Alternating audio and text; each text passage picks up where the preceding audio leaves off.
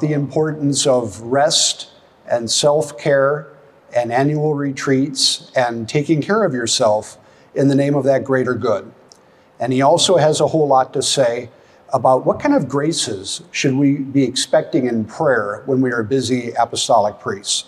And Father Marcel already touched on a couple of these subjects and really already said, captured in a nutshell, what Ignatius himself is going to say.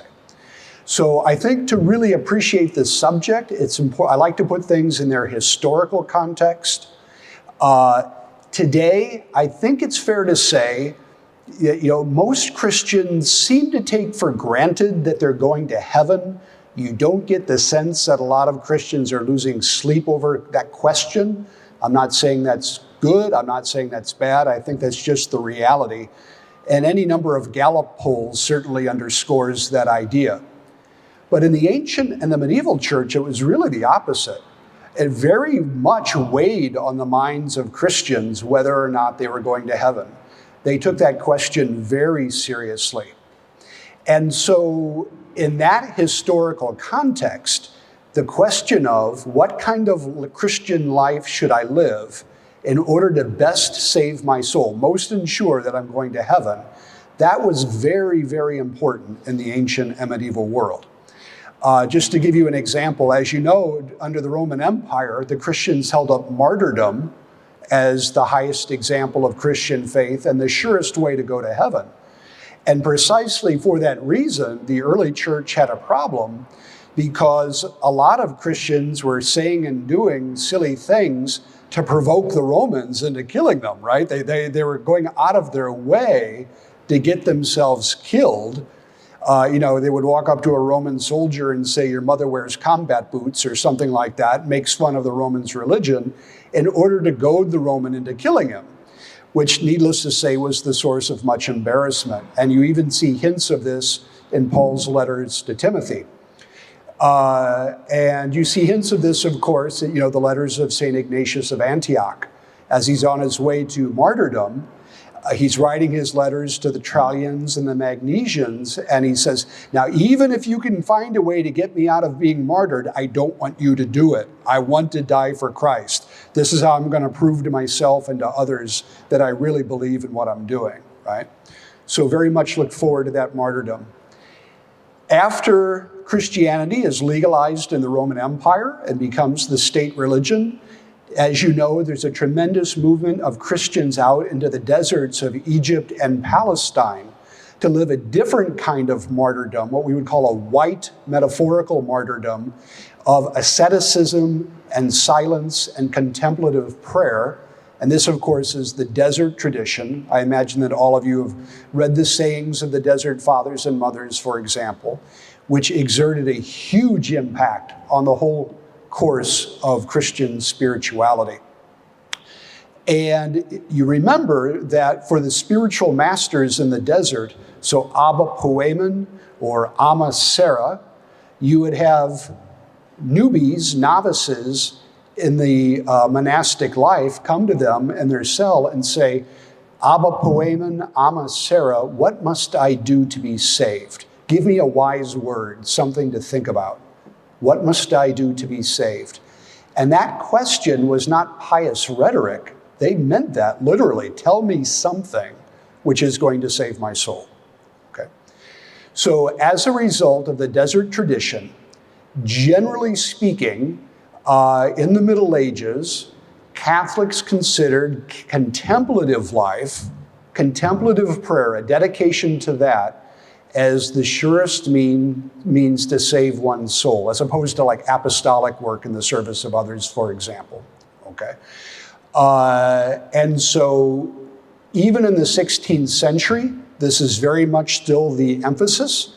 So spiritual writers like St. Pedro de Alcantara in Spain, many of them were recommending 4, 5, even 6 hours of contemplative prayer a day if you wanted to be sure to save your soul, right? Well, who's got time for that unless you're a monk or a nun, which is precisely why canonical monastic life was considered the ideal throughout the Middle Ages all the way up until the 16th century, okay? And when you approach the spiritual life from that point of view, I'm focusing on my personal salvation, and I'm going to do this primarily through contemplative prayer.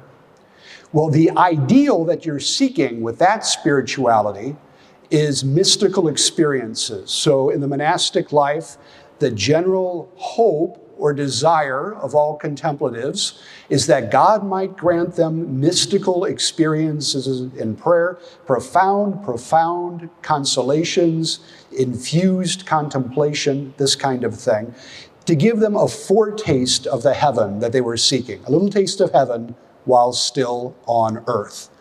And these contemplatives, they understood that mystical experiences were a gift of God, and they might get them on this earth, they might not, but at least that was the ideal that they were seeking. Okay? And from that point of view, they looked upon apostolic work with a great deal of ambivalence. Okay, a great deal of ambivalence, because on the one hand, if I dedicate myself to trying to convert these sinners or work with these people out there in the world, there was a deep concern that one, it's luring them away from their contemplative prayer, distracting them from their contemplative prayer, but there was also a very real fear that they were going to be drawn out of their religious life by sinners and fall back into the world, so to speak, all right, to give up on their contemplative commitment. And so there was real ambivalence about apostolic service in that sense. Or if they did engage in apostolic service to others, they very often went to an extreme of running themselves into the ground, right? Just working themselves to the point of exhaustion, because their primary concern, of course, was their personal salvation. And so if they work themselves into the ground in the service of others, that's their own form of white martyrdom, okay? So, there's a reason why so many of the medieval saints, like Anthony of Padua, they all died in their 40s, right? 30s, 40s, and 50s, because they were either very, very rigorous with their asceticism, their fasting and their whatnot, or they were really working themselves into the ground. Right? And so, as you know, in the 13th century, things start to change with Francis and Dominic. It actually started a little bit earlier, but Francis and Dominic in the 13th century, with the rise of urbanization, with the rise of the big cities in Europe, we're no longer talking about small peasant communities. Francis and Dominic see an opportunity here to affect a lot of souls in the service of God. And so they inaugurate what we might call the mixed life of contemplation and service, as you know. And Francis and Dominic had to come up with their own constitutions and their own rules in order to realize this new form of life. At the same time, they still maintained a lot of the structures and culture, you might say, of the monastic life that came before them. So they still pray. They come together in community to pray the office several times a day, to sing the office. They still consider the office and that community life as such to be kind of the primary locus of their sanctification. Okay. Now, Ignatius comes along in the 16th century, and he wants to just think of monastic life doing the complete flip, right? Ignatius comes along in the 16th century, and he wants Jesuits to make apostolic work the real focus of what they're about. So Ignatius is going to flip monasticism on its head, and he's going to tell Jesuits, I want you to pray only for 1 hour a day, which was very radical, and that includes Mass, all right? Pray the office. We got permission from the Pope to pray the office by ourselves, not in common, so that a Jesuit could pray the office in the field while he's out working. Ignatius told Jesuits, I just want you to pray for 1 hour or 1.5 hours a day, including Mass and the office. And then he says, I want you out there in the field the rest of the day, saving souls, bringing people home to God.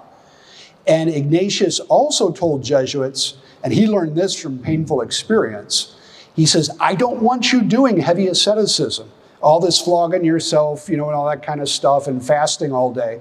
He says, I need you to have the physical strength to work, to serve other people.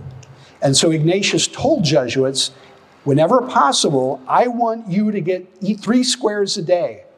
I want you to get 7 hours of sleep a night. He says, I want you to take a retreat every year. I want you to take a vacation every year.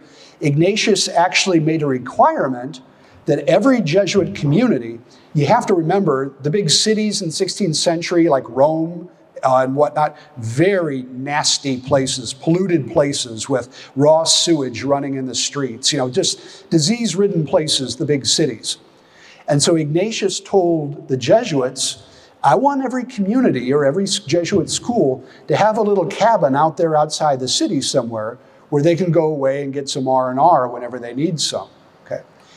And this deeply scandalized a lot of people.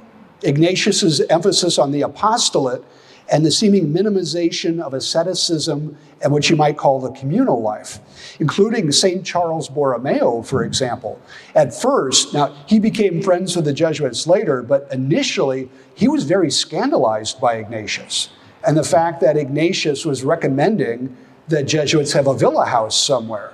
And St. Charles said, Ignatius, I think you're endangering the souls of your men by encouraging them to do that kind of R&R.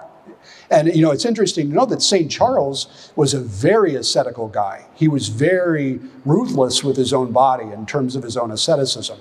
And so clearly we have 2 different spiritualities at work here, okay? To give you a sense, even Ignatius had a hard time convincing many early Jesuits that this emphasis on service to others was a legitimate spirituality and it did not risk their own souls. A lot of guys left the society they entered the society expecting something more traditional, more contemplative, and once they found out what Ignatius had in mind, they left, okay? And so Ignatius had a hard time convincing guys to stay for that reason. And he said to one of the early Jesuits, he later became the 2nd Superior General, his name was Diego Lainez. Ignatius said to him, Diego, I want to ask you a question. He says, if God appeared to you tonight, if risen Jesus appeared to you tonight and said, Diego, I'm going to give you a choice. If you want, I will let you die right now, and I guarantee I'll take you to heaven and you'll be with me forever. Or I'll let you live for another 20 years if you want to continue, doing your apostolic work and all that. But at the end of those 20 years, when you die, I'm going to judge you as I see you. And if there's a problem, you may not go to heaven, right? So do you want to be sure to go to heaven right now? Or do you want to continue doing apostolic work and just roll the dice, see what happens? And Diego Lainez said to Ignatius, well, Father Ignatius, I would have to choose the first option in order to save my own soul, to be sure of that. And Ignatius said to him, that's where you and I differ, Diego. I would choose the second option. He says, because what king would not be doubly grateful to any servant who said, I want to serve you the best that I can for the longest that I can? How could any Lord not assuredly bless us and take us into heaven as long as we're dedicated to that service, to bringing other souls home to him, okay? And so the mere fact that Ignatius would pose that question really underscores how even in the 16th century, these questions of personal salvation really weighed on guys, right? A lot, right? So what I would like to share with you now are 3 basic points that Ignatius hammered over and over again to Jesuits, because I would argue that they're just as relevant now as they were 500 years ago, right? So, number 1, there can be a real temptation for busy priests to feel guilty about taking rest and relaxation when there's so much work that needs to be done. There can be a temptation to think that they are being self-indulgent, or that clearly the greater good is that I do whatever's on my plate right now. I got to get that done before I take any rest. So there's a temptation in that sense to think that any kind of R&R is a distraction from the mission. And what Ignatius said was, no. If our primary concern is to serve the greater glory of God, which means to bring as many souls as we can home to God over the course of a long lifetime. That means we have to think in terms of the long haul, all right? Ignatius said to Jesuits, you don't do me any good if you burn yourself out in a brief blaze of pious glory, right? I want you to take care of yourself, so God willing, you live a good 80 years or more, and so that God can squeeze the most good, the most souls that he can out of you, out of a long lifetime. In that sense, taking a vacation, making a retreat is not a distraction from the mission. It is the mission. That is an essential part of the mission. And we need to start looking at it that way. So, for example, there were young Jesuit seminarians who were deeply interested in apostolic work, and Ignatius had a hard time getting them to sit down and do their academic studies for ordination. And he had a hard time getting them to take a rest because they were just hell-bent for leather. They wanted to go out there and serve people, just go crazy, right? And Ignatius is walking a tightrope. He doesn't want to dampen their enthusiasm, of course, but he does want to rein them in a little bit to think in terms of that long haul. And so this is what he wrote here. During your academic studies and your rest, do not think that you are of no use to others. Beyond the fact that you are making progress yourselves, spiritual progress, you are even now serving others in many ways and furthering the honor and glory of God. Now, this is the important line here. When soldiers are occupied in equipping themselves with weapons and ammunition for a future campaign, it would be wrong to say that their work is not in the service of their prince. Okay? Equipping yourself well is just as essential to the battle as actually being out there on the front lines. You absolutely need both of those. It makes no sense to say that equipping yourself from a battle is a distraction from the battle. That makes no sense. And Ignatius is saying we should think of our spiritual lives the same way. So if you yourselves are growing personally in every virtue in the way I spoke of earlier, you are being of great service to others. By making moral progress, you are no less, but rather more, instruments for the grace to be conferred on them than you are by your learning, though obviously God's instrument should be fully developed in both. And, again, a perfect example of this from Scripture, the Gospels are very clear that Jesus did not hesitate to leave the crowds and go to the other side of the lake on a regular basis for quiet time, for prayer, for relaxation. There were so many other souls that needed to be saved, so many other souls that needed to be healed, but Jesus still thought it important to do that, to leave, to get that quiet time for himself, for the greater glory of his Father. Okay? And there was a certain Jesuit named Leonard who was inclined to overwork, and Ignatius wrote this, or Ignatius's secretary, as superior general, wrote this to his superior. Warn Father Leonard, and consider the same as said to yourself, not to overwork himself, even out of genuine charity, to the point where he appears to be neglecting his bodily health.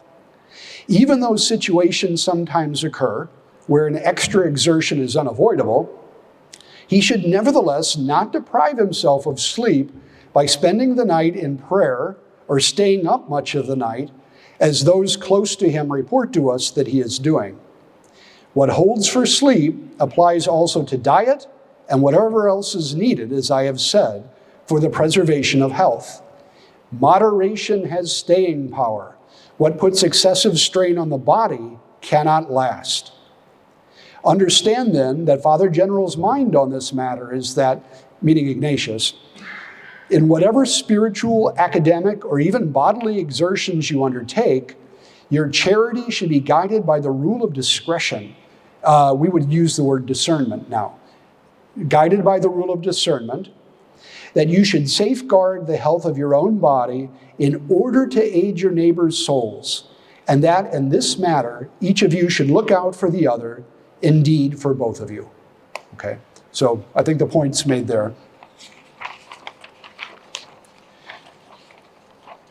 Now, the second point I would like to share is that if we take this seriously, it unavoidably means that we are going to have to say no to good people sometimes who ask for our help. If we said yes to everybody who asked for our help, we would burn out very quickly and we would never have any time for that rest, that getaway time, right?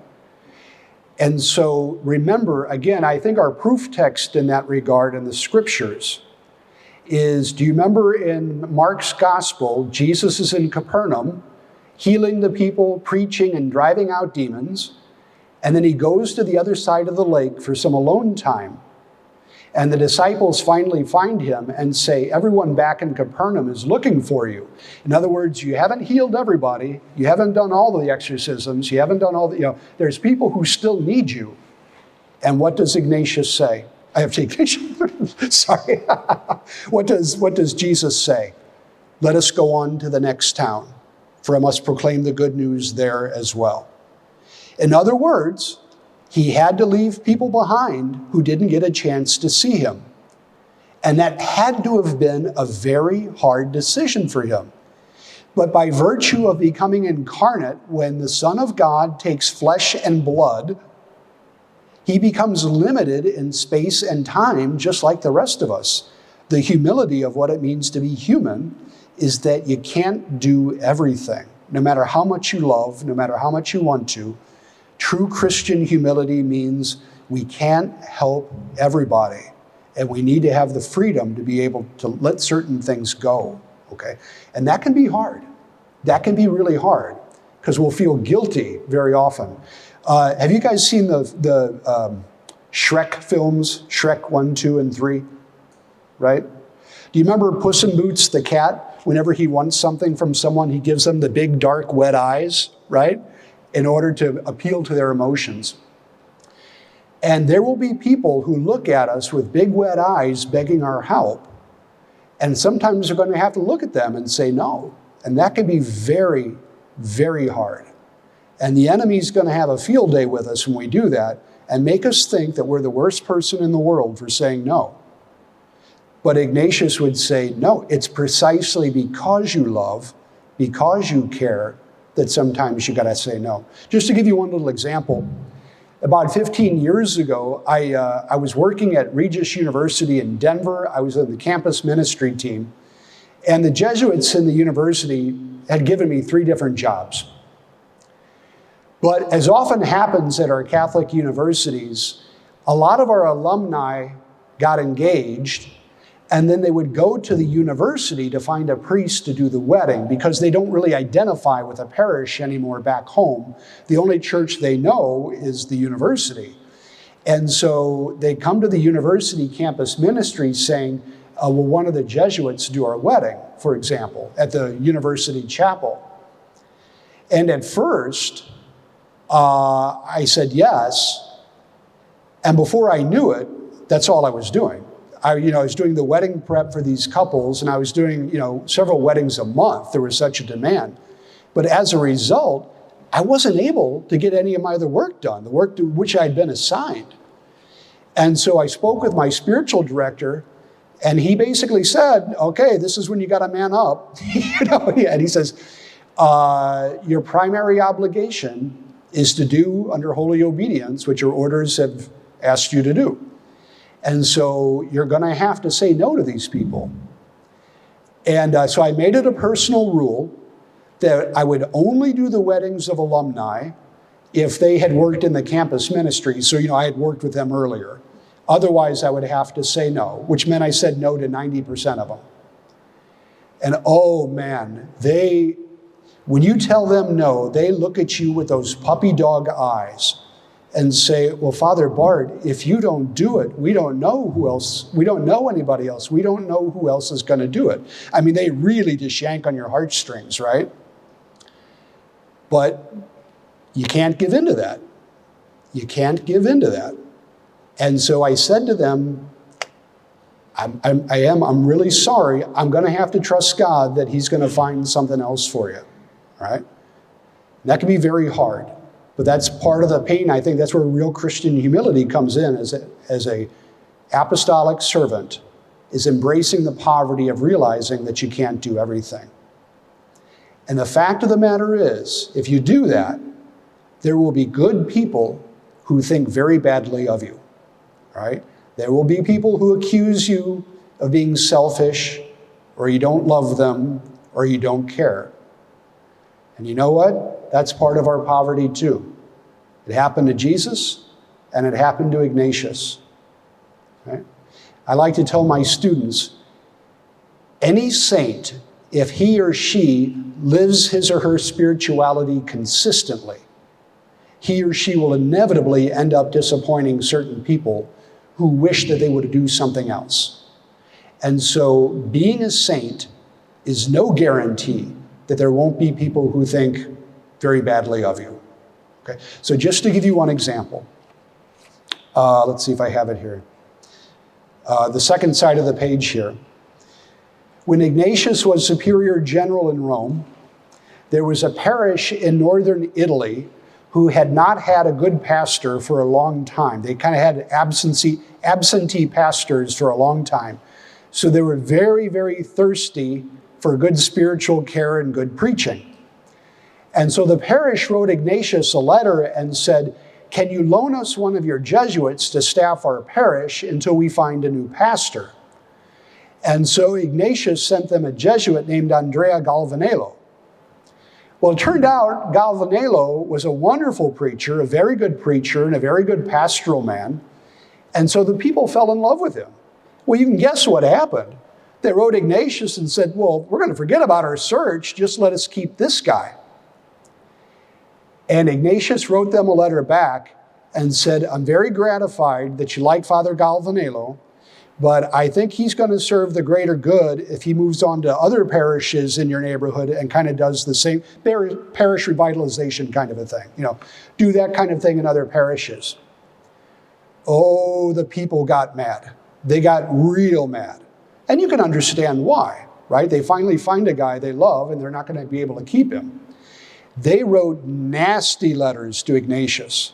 I mean, really nasty letters, calling him callous and a hypocrite for not letting them keep Father Galvanello.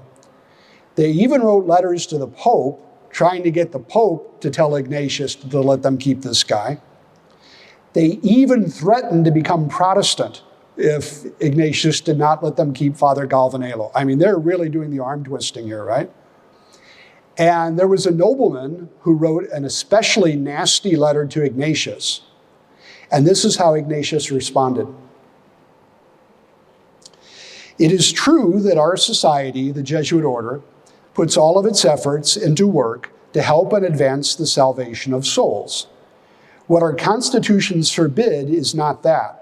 So you can kind of infer what the nobleman wrote just on the basis of how Ignatius responded.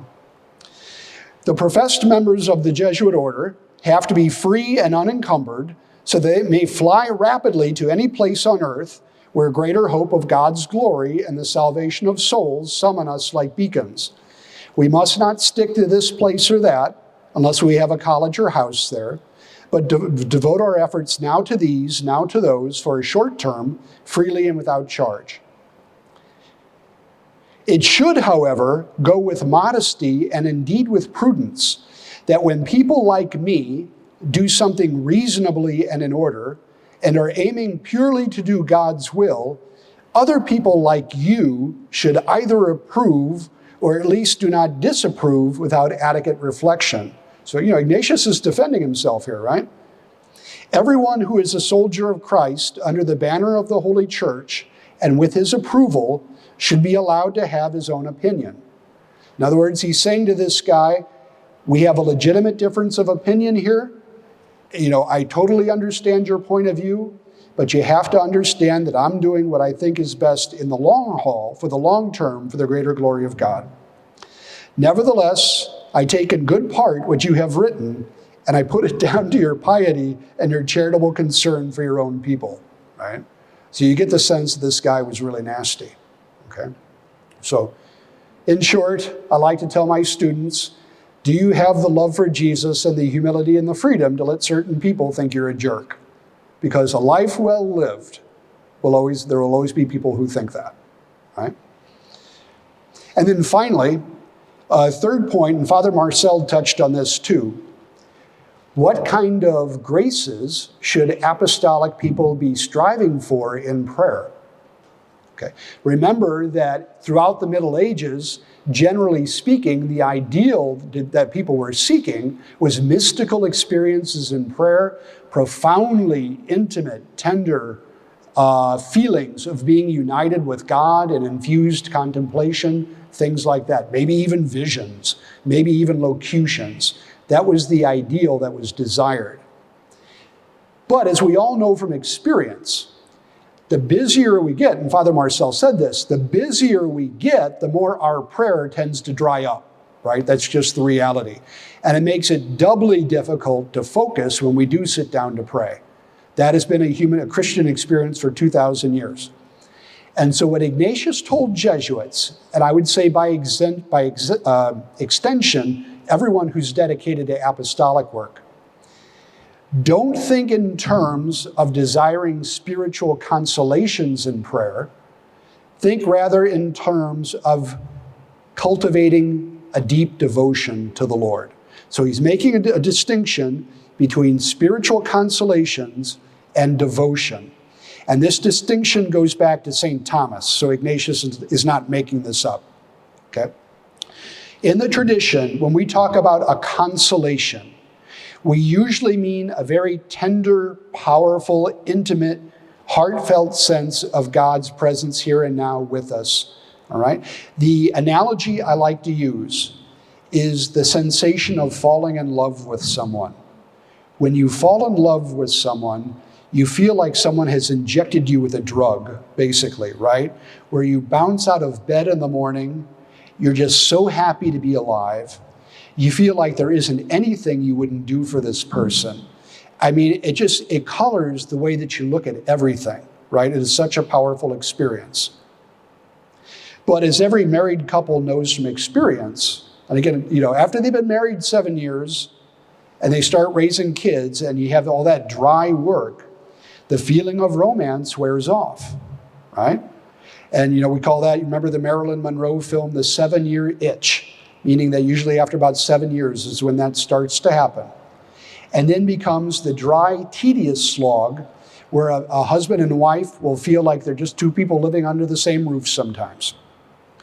C.S. Lewis writes about this in the Screwtape Letters. If you haven't read this book in a while, I highly recommend it.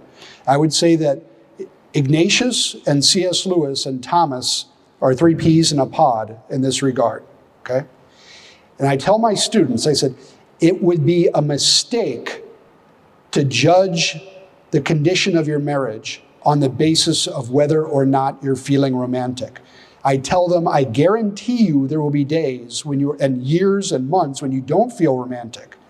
And when that comes, don't panic. I'm telling you it's coming right now, all right? Don't panic, all right? You will actually grow much closer to each other if you are faithful to each other and say words of love to each other during the dry times. It's easy to be faithful and romantic and all that when you're feeling the romance, right? But much harder when it's dry, right? But what you can do as a married couple is in your prayer, cultivate a warm feeling of gratitude. You say to God, how lucky, of all the men in the world who would love to have a wife and don't, how can I schlep that I am that God entrusted me with this wife and these kids? So he really cultivates a sense of gratitude. He cultivates a sense of mission in his prayer. He takes a healthy sense of pride that God has given him this task to help bring his wife and his children to heaven. You guys see what I'm saying? When you think over these things in prayer, you kind of cultivate a devotion, right? You take a real kind of satisfaction in what you're doing, even though the powerful feelings of romance aren't there. And Ignatius says the same thing to Jesuits. He says there will come times in our lives as priests when God will send us consolations, when we're feeling romantic, when we feel like there isn't anything we wouldn't do for God. And Ignatius is going to say, when those happen, enjoy them, be grateful for them, but remember, they're temporary, all right? And things are going to go dry again. And when that happens, don't panic. It doesn't mean you sinned or God's unhappy with you. It means you're going through a new stage in your spiritual growth. But what Ignatius did tell Jesuits is, it's okay to ask God for consolations. He may give them to you, he may not. But every Jesuit is capable of cultivating devotion. Devotion to God, to the church, and to their work by constantly bringing to prayer the meaning of what they do and how it's a gift. So for example, there was a Jesuit who was assigned to be the bookkeeper for a Jesuit high school in Portugal. And he was also assigned to handle lawsuits that were being leveled against the school. It was very dry and tedious work. He's sitting behind a desk, doing numbers all day. And he wrote a letter to Ignatius in Rome, and he says, can you please mission me somewhere else? My prayer is incredibly tedious, and the work that I'm doing is very dry. Right? And I sometimes wonder, did he appreciate the irony of what he was saying? Because Ignatius was behind a desk for the last 16 years of his life, right? And Ignatius wrote back to him and said, you're asking for the wrong thing. In reality, you are serving the greater glory of God. You are keeping that school running. And that school is impacting the lives of hundreds and hundreds of boys for the rest of their lives. Now, you may not have the gratification of being a teacher, and getting kind of the affective feedback from the students, getting that kind of gratification. So it's true that you don't get those kinds of perks.